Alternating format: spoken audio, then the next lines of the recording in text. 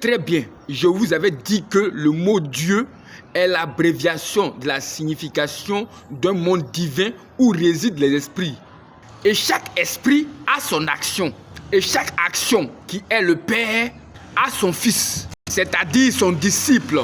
Un exemple, le père du mensonge, Jean 8, 44. Donc, le Nyamia, la Allah, l'Ago, Jéhovah, El Shaddai, El Jireh, Diable, Satan, Lucifer sont des esprits qui ont des actions. Si ce sont des esprits qui ont des actions, ce sont des pères ou des dieux. Tous ces esprits qui sont des actions, qui sont pères et qui sont dieux dans le monde divin, Dieu, sont sous la couverture de deux entités qui gouvernent tout l'univers, le céleste et le terrestre. C'est le bien, c'est le mal. L'action miséricorde qui est Dieu et Père travaille pour le bien. L'action mensonge Dieu et Père travaille pour le mal. L'esprit, action, compassion et Père travaille pour le bien. L'esprit, action, méchanceté et Père travaille pour le mal. L'esprit, action, Père, Dieu et Père travaille pour le bien.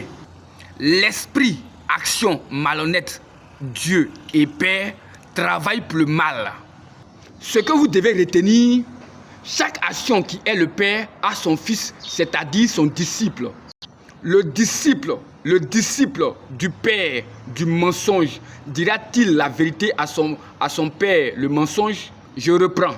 Le disciple du Père de l'action du mensonge dira-t-il la vérité à son Père, le mensonge? Je réponds pour vous, non.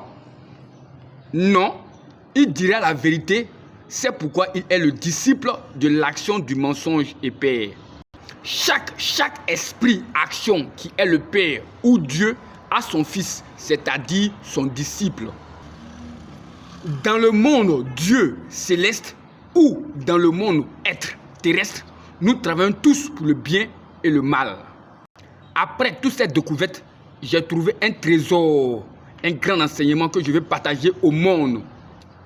Comme Jésus a dit dans Jean 8, 51, vraiment je vous l'assure, celui qui observe mon enseignement ne verra jamais la mort. Cet enseignement, ce trésor que j'ai découvert, celui qui écoute, qui observe, ne verra jamais la mort. Recevez-moi, je suis le Baba Yaga d'Afrique, le conseiller croyant religieux, le consultant paroliste, le notable d'Afrique.